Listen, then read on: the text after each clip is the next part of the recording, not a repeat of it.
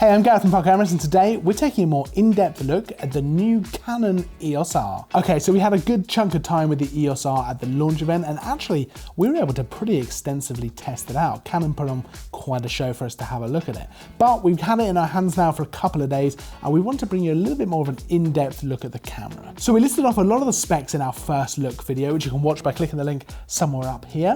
I'll also put the link down in the description for you as well. So we wanted to talk a little bit more about the camera itself and the pictures and the video that you're able to get out of it. So the first thing I wanted to talk about was the camera itself. And as you'd expect from a mirrorless camera, it's fairly small and not too heavy at all. And paired with the RF lenses, the usability is incredible. So the lenses in the camera, it all feels really great in the hands. It's nice and solid and feels good to hold. And then there's also all kinds of controls all over the camera and actually on the lens as well, but we'll get back to that in a minute.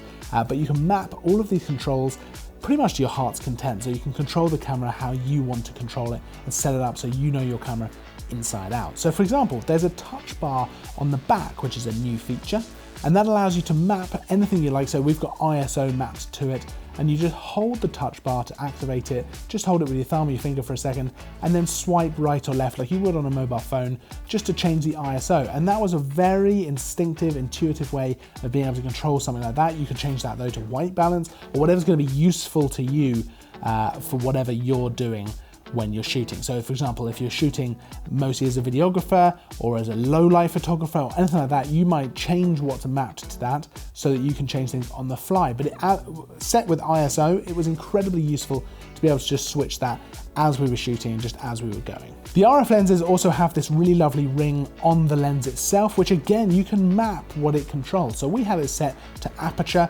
because it obviously just made the most sense to us, but you can change it to set things like ISO and anything like that if you want to have it on the lens. So whatever feels best to you, whatever you feel is going to give you the best result, you can change it and map it to how you want to use the camera, which is really nice. It's a really nice way to be able to use things like that, especially when it goes so far as to include things like the ring on there. But the ring felt great, and using it for aperture, it's very instinctive again. Obviously, used to using aperture rings, but that was really great. So taking it out and about, I wanted to try out some portrait shots with the RF 50mm f1.2 lens, which we had with the camera as well. And I wanted to try and get in some landscapes as well. We were so impressed by the low light performance at the launch event that I was really keen to shoot later into the day as well to try and test that out again a little bit more. Now the image quality is great. The 50mm f1.2 obviously just gives really stunning bokeh. It looks so good, the out of focus elements, and I was really happy with the stuff we were getting. I was also very impressed by the fact that the autofocus seemed to work really well, even shooting wide open at 1.2. It was very fast, it was very snappy, it just snapped onto things. I didn't have loads of hunting back and forth. It was incredibly quick actually for the autofocus, especially, like I say, considering that shooting wide open at 1.2 where historically some cameras can struggle a little bit with that sort of thing, but this was great. It would just lock on, stay locked on. Yeah, I was really impressed by that. Now everything was nice and sharp, and with that 30 megapixel sensor, you've got a good amount of detail in there which you can then play around with in post. So whether you want to crop or reposition things, you've got a bit of room to do that as well. Now shooting later into the day, I was very impressed again by how well it was able to handle lower light situations. So we were able to push that ISO up and up and up, and it didn't even break a sweat. So we were able to get to things like ISO 12,800, which is incredible. And that meant we were able to shoot later into the day, we were able to get more done.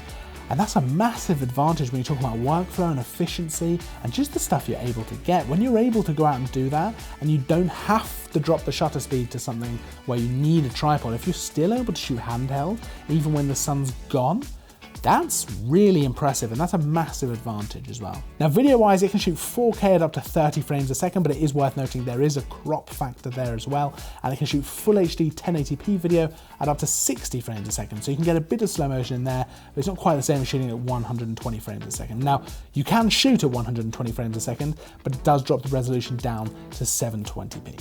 I'd also be remiss if I didn't mention the fold-out tiltable screen. It's so good. I love this kind of screen on cameras. I actually wish it was on every camera. It means that you can see yourself if you're vlogging, you can shoot at awkward angles, so down low or up high and have it still facing you, even round corners. It's a really good feature for the camera.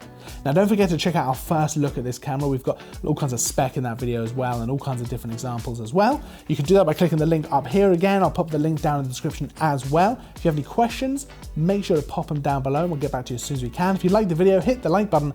Make sure to subscribe if you're not already. I'll see you in the next video, and as always, thanks for watching.